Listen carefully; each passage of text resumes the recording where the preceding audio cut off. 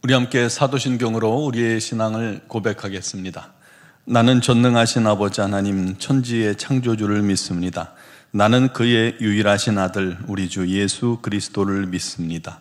그는 성령으로 잉태되어 동정녀 마리아에게서 나시고 본디오 빌라도에게 고난을 받아 십자가에 못 박혀 죽으시고 장사된 지 사흘 만에 죽은 자 가운데서 다시 살아나셨으며 하늘에 오르시어 전능하신 아버지 하나님 우편에 앉아 계시다가 거기로부터 살아있는 자와 죽은 자를 심판하러 오심이니이다. 나는 성령을 믿으며 거룩한 공교회와 성도의 교제와 죄를 용서받는 것과 몸의 부활과 영생을 믿습니다.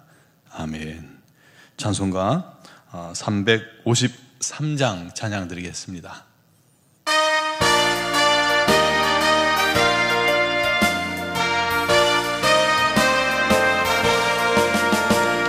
십자가 군병되어서 예수를 따를 때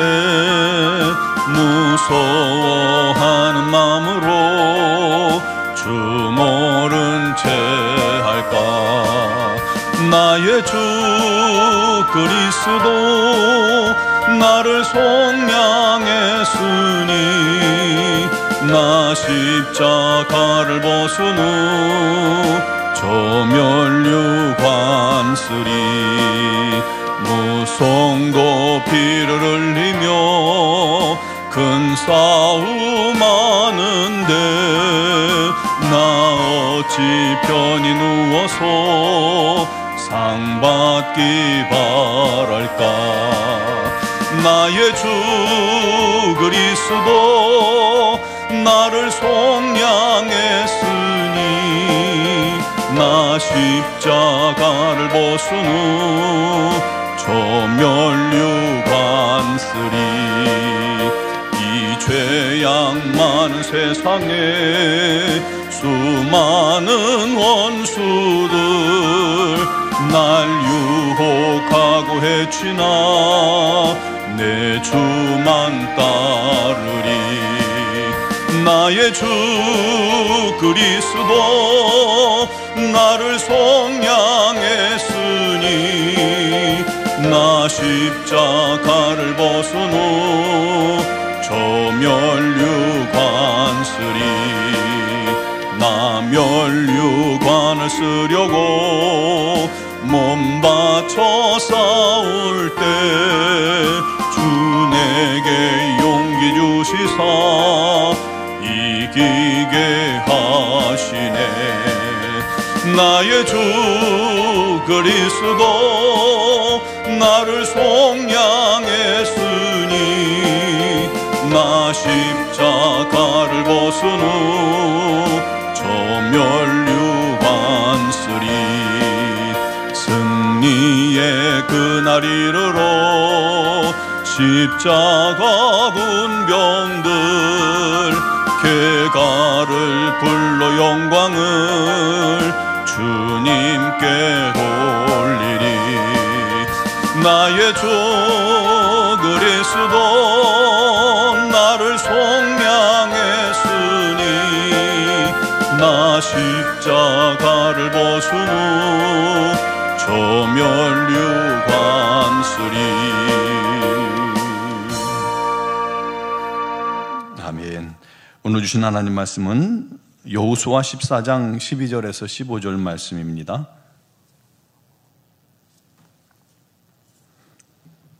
여호수아 14장 12절에서 15절까지를 봉독하겠습니다.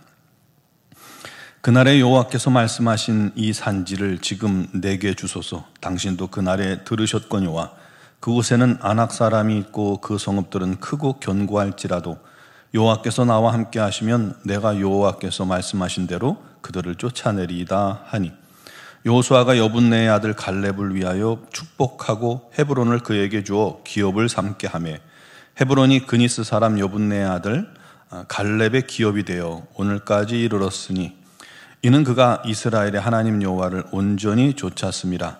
헤브론의 옛사람은 기럇 아르바라. 아르바는 아낙 사람 가운데에서 가장 큰 사람이었더라. 그리고 그 땅에 전쟁이 그쳤더라. 아멘.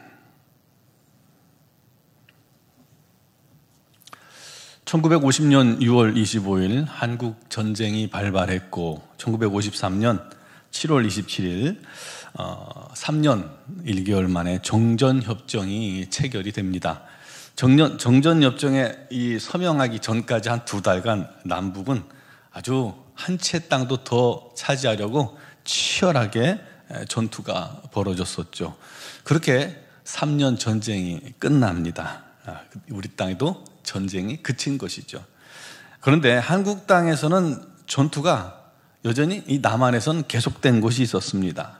인천 상륙작전 이후에 낙동강 전선에서 미처 북으로 도망가지 못한 북한군 패잔병들과 또 남한에서 활동 중이었던 공비들이 지리산을 근거로 빨치산을 조직했던 것입니다. 그들은 치안이 미치지 못한 곳에 해방구를 만들어서 게릴라 활동을 벌였죠. 그래서 파출소를 습격하고 양민을 학살하는 그런 일들을 했습니다. 지리산, 내장산, 덕유산까지 이르러 이 산맥의 산악지대가 주로 게릴라들이 활동하던 장소였습니다.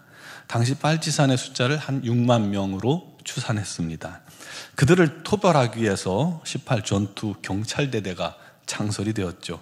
치열한 전투가 계속되었고 마침내 1955년 토벌 종료 선언을 하기에 이릅니다. 그러니까 전쟁이 끝난 뒤에도 2년간 빨치산 조선인민군 유격대와 전투가 계속되었던 겁니다. 왜 이야기를 드렸냐면 오늘 말씀에 그 땅에 전쟁이 그쳤더라라고 나옵니다. 근데 11장 23절 앞에도요, 그 땅에 전쟁이 그쳤더라라고 기록합니다.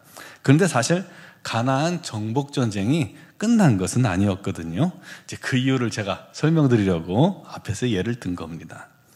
이스라엘 민족이 여리고성을 무너뜨리고 그 후에 아이성에서 실패했었죠. 한번 실패했지만 철저한 회개, 죄를 제거하는 그런 과정을 통해서 하나님의 진노가 멈춘 뒤에 하나님의 명령을 따라 아이성을 완벽하게 진멸하게 됩니다. 그런 이스라엘의 이 기세가 두려웠던 나머지 기브온 사람들이 먼 나라에서 온 사람처럼 옷도 추레하게 입고 음식도 다 곰팡이 난 것처럼 이렇게 만들어서 이스라엘에게 찾아온 겁니다. 화친을 맺고 싶다고요. 자기들은 저 먼 타국에서 왔는데 당신들과 화친을 맺고 싶다. 그래서 이스라엘 민족과 여호수아를 그렇게 속여서 화친 조약을 맺습니다. 그런데 3일 뒤에 보니까 기브온이 가나안 족속 중에 하나였던 거예요. 하지만 하나님의 이름으로 하나님 앞에 맹세한 거로 그들을 건들지 못합니다. 문제는 이 기브온의 행동이 가나안 다른 민족들에게는 배신으로 여겨졌던 것이잖아요. 그의 분노에서 주변 왕들이 연합하여 기브온을 친 것입니다. 하지만 그 소식을 들은 여호수아가 병사들을 보내서 그들의 손길로부터 기브온을 구원해내죠. 여기에서도 놀라운 하나님의 섭리가 있었습니다. 사실 이스라엘과 싸우는 가나안 민족의 처음 전략은 수성전이에요. 성 안에 들어가서요, 문을 탁 틀어막고 먹을 걸 다 무리며 먹을 거면 몇 달치, 1년치 버틸 수 있는 그런 군량을 준비하고 딱 성에 문을 닫고 들어가서 물새통 없이 지키면 아무리 이스라엘이 강해도 시간이 많이 걸리고 때로는 힘에 겨워서 포기할 수도 있죠. 정복할 성이 가나안에 얼마나 많습니까? 그럼 지치는 거예요. 근데 한 성에 이렇게 공성전을 하다 보면 다른 민족이 또 어느새 이렇게 주변에 포위할 수도 있고요. 그러면 더 치명적인 결과를 맞을 수 있잖아요. 그런데 그런 이 가나안 거민들의 계략이 무너진 게 수성전을 하던 여리고성이 어이없게 무너진 겁니다.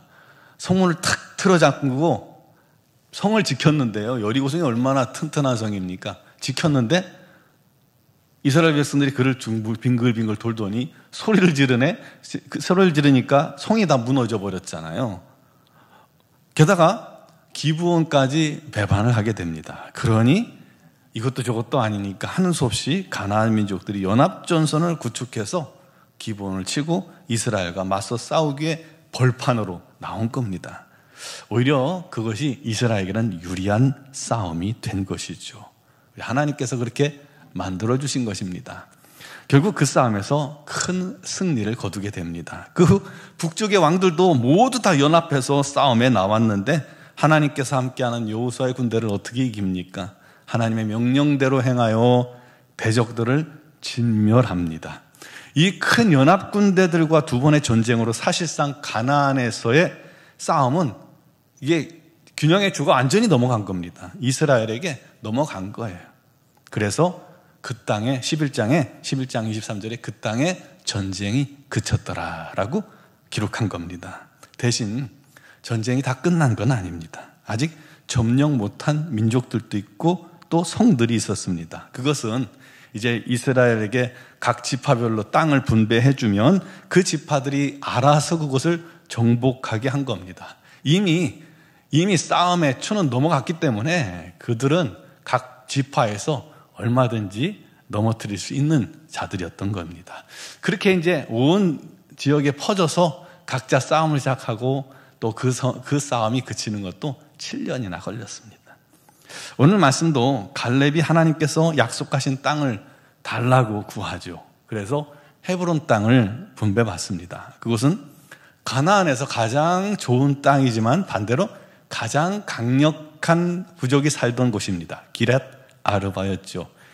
가나안 아낙 자손들, 거인족인데요. 이 아낙 자손 중에 가장 크고 강한 거인들이 살고 있는 곳입니다. 그럼에도 불구하고 여분네 아들 갈렙을 필두로 해서 그 거인들과의 전쟁에서 승리를 거두게 된 것입니다. 그들을 다 몰아낸 거예요. 그래서 또다시 그 땅 헤브론 땅에 전쟁이 그쳤더라. 오늘 그렇게 기록하고 있는 겁니다. 여러분, 이 말씀이 우리에게 어떤 교훈을 줄까요? 우리의 싸움도 이미 끝난 싸움이라는 겁니다. 우리 예수님께서 대장 되셔서 어둠의 권세 사단과의 영적인 모든 싸움, 세상과의 모든 싸움에서 승리하신 줄 믿으시기 바랍니다. 예수를 십자가에 못 박아 죽였을 때 사단과 세상은 자기들이 승리한 줄 알고 기쁨의 승리의 계가를 불렀습니다. 그러나 예수께서 3일 만에 부활하시고 하나님께서 독생자 아들 예수께 하늘과 땅의 모든 권세와 심판하는 권세를 주심으로 싸움이 완전히 역전된 것이죠. 그를 통해서 예수께서 그 싸움을 완전히 승리한 것입니다. 예수께서 이 땅에서의 모든 싸움을 이미 그치게 하신 것입니다.